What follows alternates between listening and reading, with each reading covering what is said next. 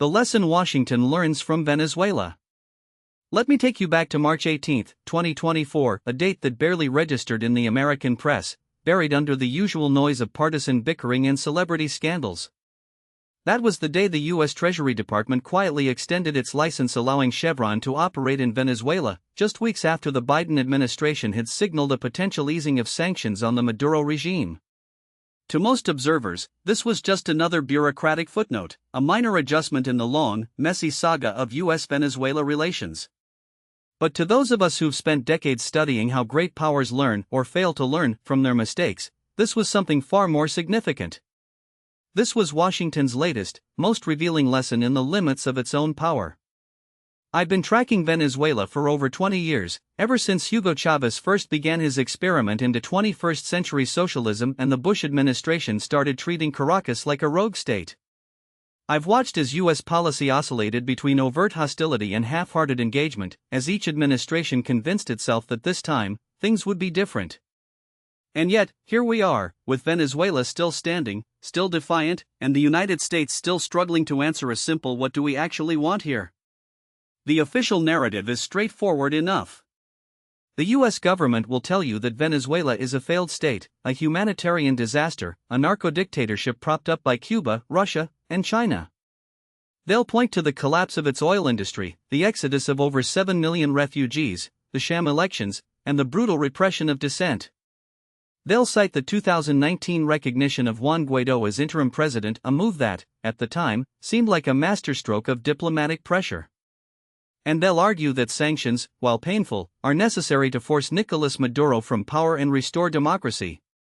The data seems to support this. Venezuela's GDP has contracted by more than 75% since 2013. Oil production, once the lifeblood of the economy, has plummeted from over 3 million barrels per day in the 1990s to barely 700,000 today. Hyperinflation has rendered the bolivar worthless, and the country's infrastructure is in ruins. The U.S. State Department, the mainstream media, and a chorus of think tank analysts will tell you that this is all Maduro's fault, that his corruption, incompetence, and authoritarianism have destroyed what was once Latin America's richest nation. But here's the problem with this: it's not working. For all the pain inflicted on Venezuela, Maduro is still in power. The opposition is fractured. The economy, while devastated, has stabilized at a low equilibrium. And the U.S. finds itself in the same position it's been in for years, unable to topple the regime, unwilling to fully engage with it, and increasingly desperate for a way out that doesn't look like defeat. So what's really happening here? Why has the most powerful country in the world, with all its economic leverage, diplomatic pressure, and military might, failed to achieve its objectives in Venezuela? And more importantly, what does this failure teach Washington about the limits of its own strategy in an era of rising multipolarity? Let me tell you. The hidden costs of regime change fantasies. The first thing you need to understand is that the U.S. approach to Venezuela has never been about Venezuela itself.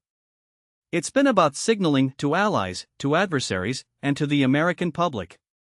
The 2019 recognition of Guaidó wasn't just a policy decision, it was a performance. The Trump administration, with John Bolton at the helm, believed that if they declared Maduro illegitimate, the Venezuelan military would abandon him, the people would rise up, and the regime would collapse like a house of cards.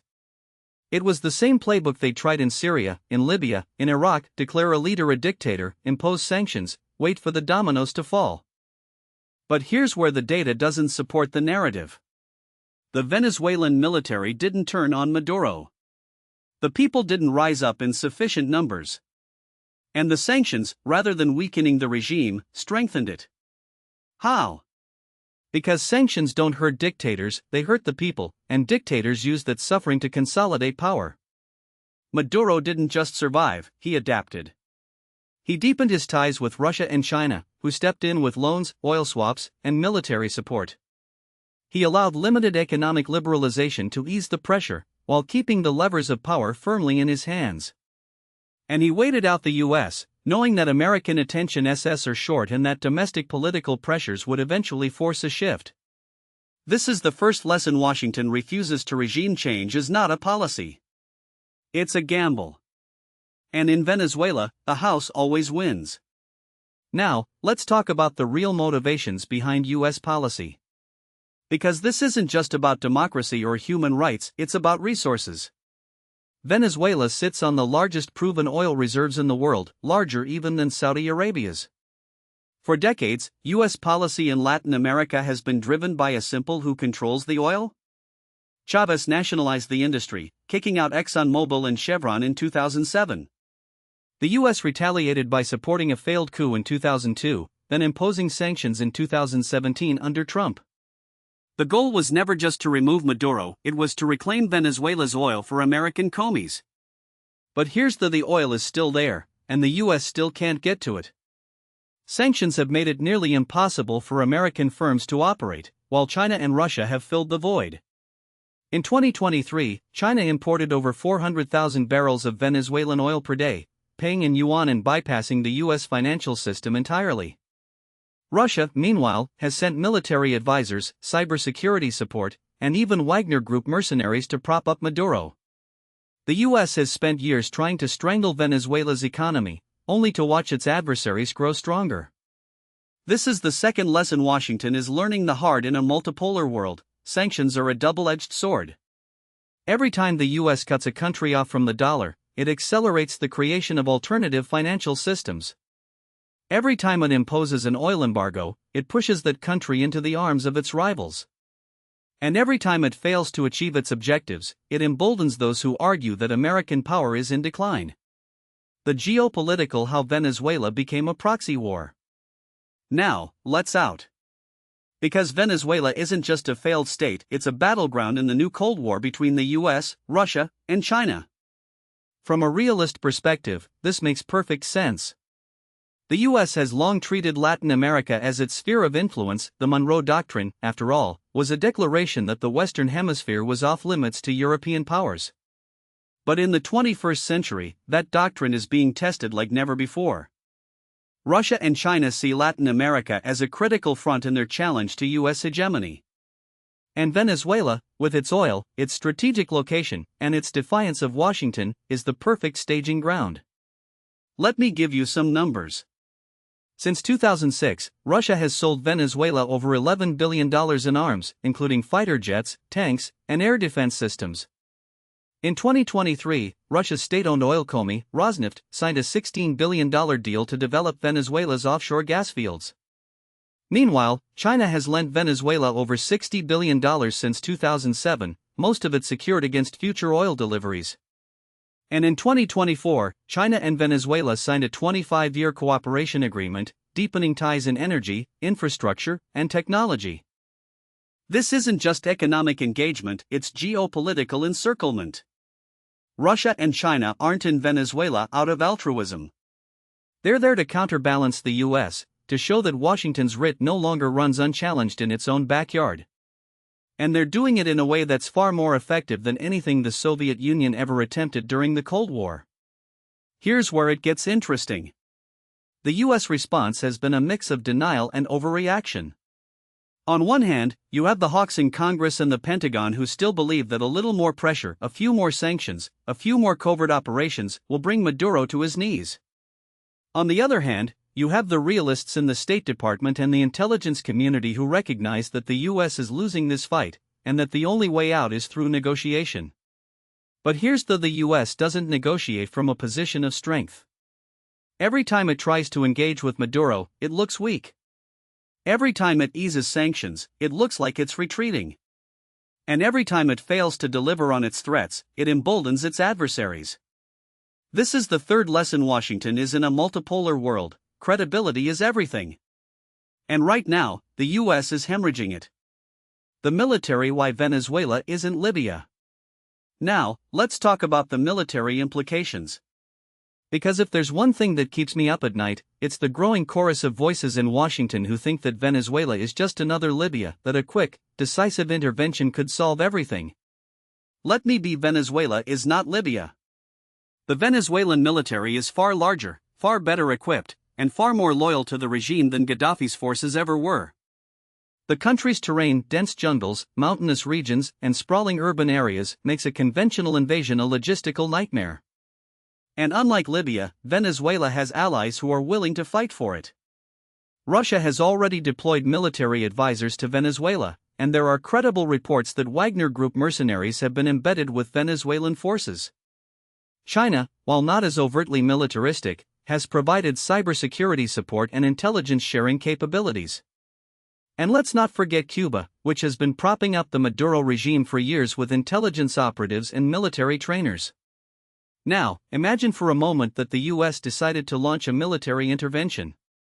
What would happen? The Venezuelan military would retreat into the countryside, waging a protracted insurgency. Russia and China would escalate their support, turning Venezuela into a proxy war. The US would find itself bogged down in another endless conflict, draining resources and political capital at a time when it's already stretched thin by Ukraine and Taiwan. This is the fourth lesson: Washington is military power is not a magic wand. The US can bomb a country back to the Stone Age, but that doesn't mean it can control it. And in an era where great powers are willing to fight indirectly through proxies, the risks of escalation are higher than ever. The domestic political why Venezuela won't go away. Now, let's talk about the domestic politics of US Venezuela policy. Because this isn't just about geopolitics, it's about elections. Venezuela has become a wedge issue in American politics, particularly in Florida, where the Venezuelan exile community is a powerful voting bloc. For years, politicians on both sides of the aisle have used Venezuela as a symbol, a way to signal their toughness on communism, their support for democracy, or their opposition to socialism. But here's the most: Americans don't care about Venezuela. They care about inflation, healthcare, and jobs. And that creates a disconnect between what politicians say about Venezuela and what they're actually willing to do about it. Take the Biden administration. In 2021, they came into office promising a new approach to Venezuela, one that combined pressure with diplomacy. But they quickly ran into the hawks in Congress, and the media wouldn't let them. Any move toward engagement was met with accusations of appeasement. Any easing of sanctions was framed as a gift to Maduro. And so, the administration found itself trapped, unable to fully disengage, but also unable to escalate. This is the fifth lesson: Washington's foreign policy is domestic politics by other means. And in a hyperpolarized environment, every decision is scrutinized through the lens of partisan advantage. The result? A policy that's reactive rather than strategic, driven by short-term political calculations rather than long-term national interests. Scenario: what comes next? So where does this leave us? Let's game out the possibilities. Scenario 1, the best case. The US and Venezuela reach a grand bargain, a deal that includes sanctions relief, a power-sharing agreement, and a path to free elections. Maduro steps down, but his allies retain some influence. The US gets access to Venezuela's oil, Russia and China get to save face, and the Venezuelan people get a chance at stability. This is the least bad outcome, but it's also the least likely. Why? Because neither side trusts the other, and neither side wants to be seen as losing. Scenario 2, the most likely. The status quo continues, managed decline. The US keeps sanctions in place but allows limited engagement. Maduro stays in power, but his regime becomes increasingly dependent on Russia and China. Venezuela's economy stabilizes at a low level, but the country remains a failed state. The US avoids a major crisis, but it also fails to achieve its objectives. This is the default outcome, the one that requires the least effort from all sides. Scenario 3, the worst case. Things escalate. The US imposes secondary sanctions on Russian and Chinese firms operating in Venezuela. Russia responds by increasing its military presence. China retaliates by cutting off rare earth exports to the US. Venezuela becomes a proxy war, with the US supporting opposition forces and Russia/China backing Maduro. The risk of direct conflict rises, and the US finds itself in a new Cold War with no clear exit strategy. None of these scenarios are good. But the most likely one, the one we're already in, is the most dangerous in the long run. Because it allows the US to pretend it's doing something, while in reality, it's losing ground to its adversaries. The grand strategy why the US keeps failing. Now, let's talk about the bigger picture. Because Venezuela isn't just a policy failure, it's a symptom of a much deeper problem in American grand strategy. For the past 3 decades, the US has operated under a doctrine of liberal hegemony, the idea that it can, and should, reshape the world in its own image. This doctrine has led to a series of overreaches: Iraq, Afghanistan, Libya, Syria. Each time, the US has convinced itself that this time will be different, that this time, the people will welcome us as liberators, that this time, the regime will collapse under pressure, that this time, democracy will take root.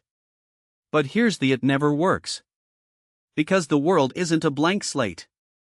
Other countries have their own interests, their own histories, their own ideas about how the world should work. And when the US tries to impose its will, it runs into resistance, not just from adversaries, but from allies, from neutral states, even from its own people. Venezuela is just the latest example. The US has spent years trying to force a change in Caracas, only to find that the harder it pushes, the more entrenched Maduro becomes.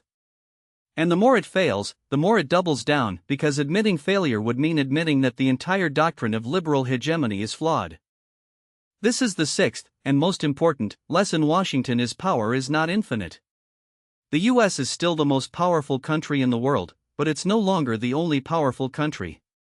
And in a world where Russia, China, and others are willing to push back, the old playbook no longer works.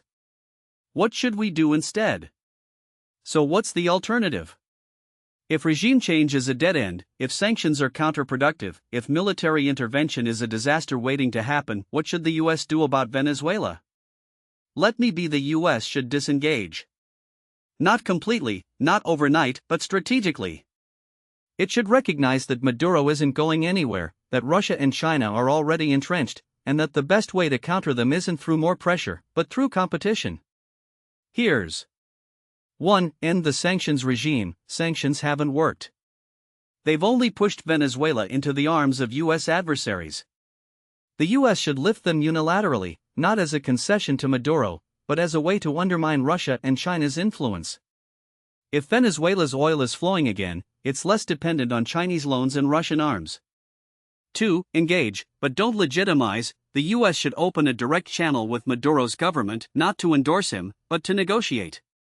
It should offer a path to sanctions relief in exchange for concrete freeing political prisoners, allowing international observers in elections, and reopening the oil sector to US firms. This isn't about rewarding Maduro, it's about outmaneuvering Russia and China. 3. Compete, don't contain. The US should stop trying to isolate Venezuela and start competing with Russia and China for influence. That means offering better trade deals, better investment opportunities, and better security partnerships than they can. It means winning Venezuela's loyalty, not forcing it. For, accept multipolarity, the US needs to recognize that it can't control every country in the world. It needs to prioritize, focusing on the regions and issues that truly matter to its national security, and letting go of the rest. Venezuela is important, but it's not the hill to die on. If Washington insists on treating every leftist government in Latin America as an existential threat, it will exhaust itself in a series of unwinnable conflicts while its real rivals, China, Russia, and even Iran, consolidate their positions in the gaps the US leaves behind. Now, what most people don't realize is that this isn't just about Venezuela. It's about the broader shift in how power is projected in the 21st century. The US military, for all its unmatched firepower, is still structured around the idea of overwhelming force: carrier strike groups, expeditionary units, global strike capabilities. But in a world where adversaries like Russia and China are playing a different game, one of economic coercion, cyber warfare, and proxy influence, this traditional approach is increasingly ineffective. Venezuela is a perfect case study in why. Let me explain why this matters for US military strategy. The Pentagon has spent the last 2 decades preparing for high-intensity conflicts in the Middle East and, more recently, in the Indo-Pacific. But the reality is that most of the challenges the US faces today aren't about defeating an enemy on the battlefield. They're about competing in the gray zone, the space between war and peace where influence is won or lost through economic leverage, disinformation, and strategic partnerships. Venezuela is a gray zone conflict par excellence. The US tried to win it through sanctions, covert action, and diplomatic isolation, but Russia and China outmaneuvered Washington by offering what it wouldn't: stability, investment, and a lack of moralizing. Here's the uncomfortable: the US military is not optimized for this kind of competition. The last time the US seriously thought about gray zone warfare was during the Cold War, when the CIA and special forces were used to counter Soviet influence in places like Angola, Nicaragua, and Afghanistan. But after the fall of the Berlin Wall, the US shifted its focus to conventional warfare, and the skills needed for political warfare atrophied. Today, the US has no equivalent to Russia's Wagner Group or China's Belt and Road Initiative, no flexible, deniable tools for projecting influence without triggering a full-scale military response. Take the case of Russia's involvement in Venezuela. In 2019, as the US was ramping up its regime change efforts, Moscow sent two nuclear-capable Tu-160 bombers to Caracas, along with a contingent of military advisors. The message was if the US tries to overthrow Maduro, Russia will respond. But it wasn't just about military posturing. Russia also provided Venezuela with loans, oil expertise, and diplomatic cover at the UN. Meanwhile, China has invested over $60 billion in Venezuela since 2007, much of it in exchange for oil. These aren't just economic deals, they're strategic partnerships that give Moscow and Beijing leverage over Venezuela's future. The US, by contrast, has no comparable tools. Its economic statecraft is blunt and self-defeating, sanctions that hurt civilians more than elites, trade policies that alienate potential partners. Its military options are even worse. The last time the US seriously considered a military intervention in Venezuela was in 2019, when then National Security Advisor John Bolton hinted at a possible 5,000 troops to Colombia scenario. The idea was quickly shelved, not because it was unthinkable, but because it was unworkable. Venezuela isn't Grenada or AMA, it's a country of 28 million people with a well-armed military and a population that, despite its suffering, still remembers the US as a historical meddler. A US invasion would have triggered a guerrilla war, a refugee crisis, and a regional backlash that would have made Iraq look like a cakewalk. This is the lesson Washington needs to in the 21st century. Military power is necessary but not sufficient. The US can't bomb its way to influence, nor can it sanction its way to compliance. What it needs is a new playbook, one that recognizes the limits of hard power and the importance of soft power, economic statecraft, and strategic patience. Let's talk about what that playbook might look like. First, the US needs to rebuild its capacity for political warfare. That means investing in institutions like the State Department's Global Engagement Center, which is supposed to counter disinformation but is chronically underfunded. It means reviving the kind of covert action capabilities that the US used effectively during the Cold War, supporting opposition groups, funding independent media, and undermining adversarial influence without resorting to regime change. And it means working with allies in Latin America to offer a positive alternative to Russian and Chinese influence. Second, the US needs to rethink its approach to economic statecraft. Sanctions are a tool, not a strategy. The US has become addicted to them, imposing them on countries like Venezuela, Iran, and Russia with little regard for their long-term effectiveness. But sanctions only work if they're part of a broader strategy, one that includes incentives for compliance, not just punishments for defiance. The US should be offering Venezuela a path to reintegration into the global economy, not just threatening to cut it off further. Third, the US needs to accept that it can't compete with China and Russia in every theater. It needs to prioritize. Latin America is important, but it's not as critical to US national security as the Indo-Pacific or Europe. The US should focus its resources on the regions where it has the most at stake, and where it can make the biggest difference. That means letting go of the idea that it can or should control every country in its backyard. Finally, the US needs to recognize that its adversaries are playing a long game. Russia and China aren't trying to win in Venezuela overnight, they're trying to build enduring relationships that will outlast Maduro. The US needs to do the same. That means engaging with Venezuela's opposition, but also with its government. It means offering investment and trade deals, but also demanding reforms. It means competing, not containing. The lesson of Venezuela is that the US can't afford to keep fighting the last war. The world has changed, and so must America's strategy. The question is whether Washington is willing to learn. Now, what most people don't realize is that the domestic political dimensions of this lesson are just as critical as the foreign policy ones, and far more volatile. The Venezuela crisis has become a Rorschach test for American politics, revealing deep fractures in how Washington thinks about power, democracy, and its own role in the world. And if the US is going to learn anything from this mess, it needs to start by confronting the ways its own partisan battles are distorting its approach to Caracas. Let me explain why this matters.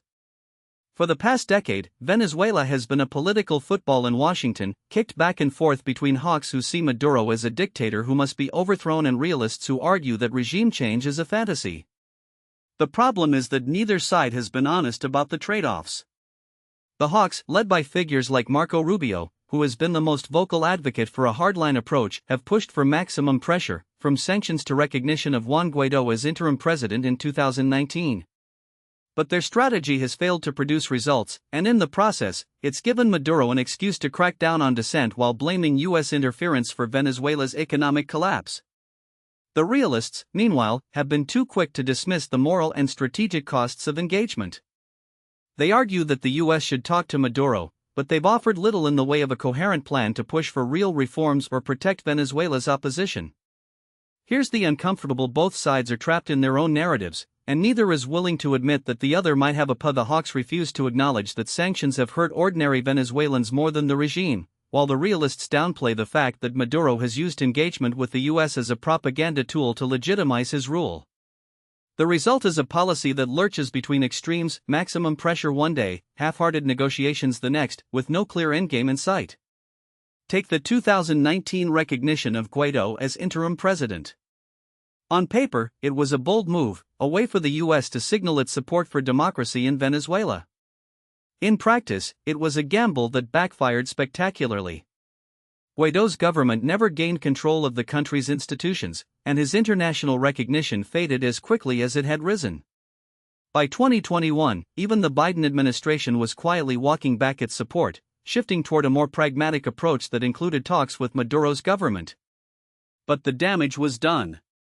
The US had tied its credibility to a strategy that failed, and in the process, it had alienated allies in Latin America who saw the move as yet another example of American overreach.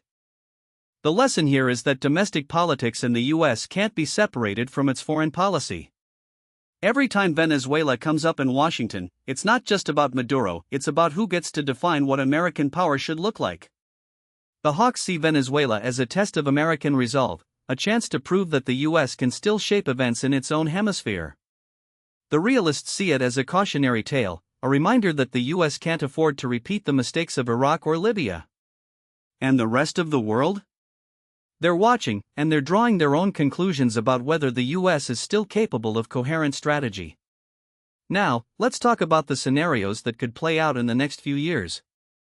The most likely outcome is that Venezuela remains a frozen conflict, a country stuck in limbo between dictatorship and democracy.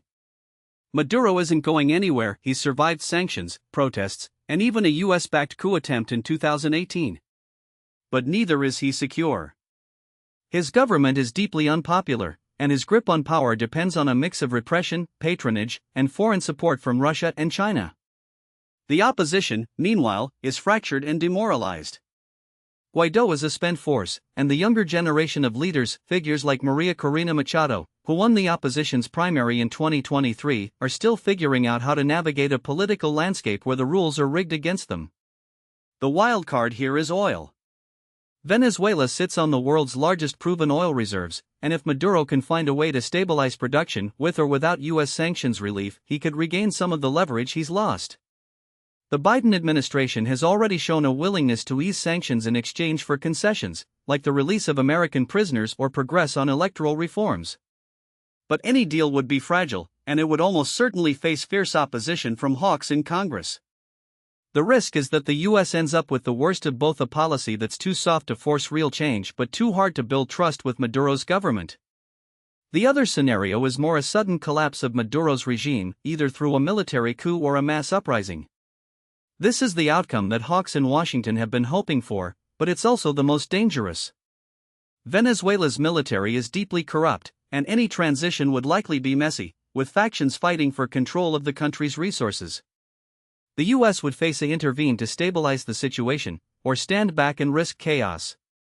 Neither option is appealing. Intervention would play into Maduro's narrative of US imperialism, while inaction could lead to a humanitarian catastrophe on a scale that dwarfs the current crisis. The third scenario is the most: a slow, managed transition, where Maduro gradually cedes power in exchange for guarantees of immunity and a role in Venezuela's future. This is the model that's worked in other countries, like South Africa after apartheid or Chile after Pinochet. But it requires two things that are in short supply in Venezuela: patience and trust. The U.S. would need to work with allies in the region, countries like Brazil, Colombia, and Mexico, to create a framework for negotiations. And Maduro would need to believe that he has more to gain from stepping down than from clinging to power. Right now, neither of those conditions exists. So where does that leave us? The most realistic path forward is a hybrid approach, one that combines targeted pressure with conditional engagement. The U.S. should keep sanctions on Maduro and his inner circle, but it should also offer incentives for reform, like sanctions relief in exchange for free and fair elections, or investment in Venezuela's oil sector in exchange for transparency and anti-corruption measures. At the same time, the U.S. needs to rebuild its relationships with Venezuela's opposition, not as a tool for regime change, but as a partner in a long-term strategy for democratic renewal. The problem is that this kind of nuanced approach doesn't fit neatly into the binary narratives that dominate Washington. The hawks will call it appeasement, the realists will call it too little, too late. But the alternative, continuing to lurch between extremes, is worse. Venezuela isn't going to disappear, and neither are the challenges it poses to U.S. foreign policy. The question is whether Washington can finally learn from its mistakes, or whether it's doomed to repeat them. Now, what most people don't realize is that Venezuela isn't just a policy failure, it's a case study in how Washington's grand strategy has become trapped in its own contradictions. The U.S. has spent decades oscillating between the Wilsonian ideal of exporting democracy and the Kissingerian realpolitik of stability at any cost. Venezuela exposes the flaw in both. The Wilsonian approach, embodied by the 2002 coup attempt against Chavez, the 2019 recognition of Guaidó, and the relentless sanctions regime, hasn't just failed, it's actively strengthened Maduro's grip by giving him an external enemy to rally against. Meanwhile, the realpolitik alternative, engaging with the regime to secure oil supplies or counterbalance China and Russia, risks legitimizing a government that has presided over one of the most catastrophic economic collapses in modern history. Neither path has delivered results, yet Washington keeps defaulting to them, as if sheer repetition will somehow produce a different outcome. Let me explain why this matters beyond Venezuela's borders. The crisis there has become a laboratory for the future of U.S. power in the Western Hemisphere. For decades, Latin America was treated as a secondary theater in Washington's global strategy, a place where the U.S. could afford to outsource governance to friendly strongmen or ignore messy democratic backsliding as long as the oil kept flowing. But the world has changed. China's investment in Venezuela, $62 billion in loans since 2007, much of it collateralized against oil, has turned the country into a geopolitical battleground. Russia's Wagner Group mercenaries and Rosneft's oil deals have given Maduro a lifeline, while Iran's drone shipments and Hezbollah's financial networks have turned Venezuela into a hub for asymmetric threats. The U.S. can no longer afford to treat Latin America as a backyard. It's now a front yard, and the fences are crumbling. Here's the uncomfortable: Venezuela is a test of whether the U.S. can adapt its grand strategy to a multipolar world where economic leverage is as important as military power, and where regional allies have their own agendas. The old playbook, sanctions, isolation, and regime change, doesn't work when the target regime has powerful patrons willing to prop it up. Take the case of Cuba. For 60 years, the U.S. tried to strangle the Castro regime with sanctions, only to watch it survive by pivoting to the Soviet Union, then Venezuela, then China. The result? A communist government still in power, a population impoverished, and a U.S. policy that has become a symbol of futility. Venezuela is Cuba 2.0, but with oil, a larger population, and a more complex web of international alliances. So what are the alternatives? The first is what I call strategic patience, a long-term approach that prioritizes containment over confrontation. This would mean accepting that Maduro isn't going anywhere in the short term and focusing instead on limiting his ability to project power. That could involve working with Colombia and Brazil to disrupt cross-border criminal networks, pressuring China to stop propping up the regime through debt relief, and using targeted sanctions to fracture the military elite. It's not pretty, and it won't produce a democratic Venezuela overnight, but it's the only way to prevent the country from becoming a failed state that exports instability across the region. The second alternative is conditional engagement, a version of the hybrid approach I mentioned earlier, but with teeth. The U.S. should offer Maduro a clear-off sanctions relief, investment in infrastructure, and a role in a transitional government in exchange for free elections, the release of political prisoners, and the dismantling of the parallel state structures that keep him in power. The key here is sequencing. The U.S. shouldn't lift sanctions until Maduro takes concrete steps, but it should make the offer credible enough that he believes it's worth taking. This is how the U.S. dealt with apartheid South Africa in the 1980s, pressure, but also a path to reintegration. It's how the Obama administration approached Myanmar in 2011, when it eased sanctions in exchange for political reforms. The difference in Venezuela is that Maduro has more to lose, and the opposition is weaker. That's why any deal would need to be brokered by a third party, perhaps Mexico or Norway, which have experience mediating in Latin American conflicts. The third alternative is the most a regional security framework.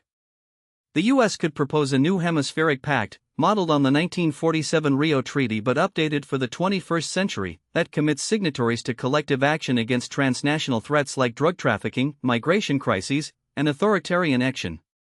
This would require the U.S. to treat Latin American countries as equals rather than clients, which is a tall order for a capital that still sees the region through the lens of the Monroe Doctrine.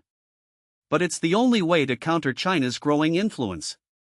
Beijing has already signed a free trade agreement with Ecuador, a security pact with Nicaragua, and a $5 billion investment deal with Argentina. The U.S. can't compete with that kind of economic firepower, but it can offer something China can't, a vision of regional stability that doesn't come with strings attached. None of these alternatives are perfect. Each carries risks, and none guarantee success. But they're better than the status quo, which is a slow-motion collapse that benefits no one except the regime's cronies and its foreign backers.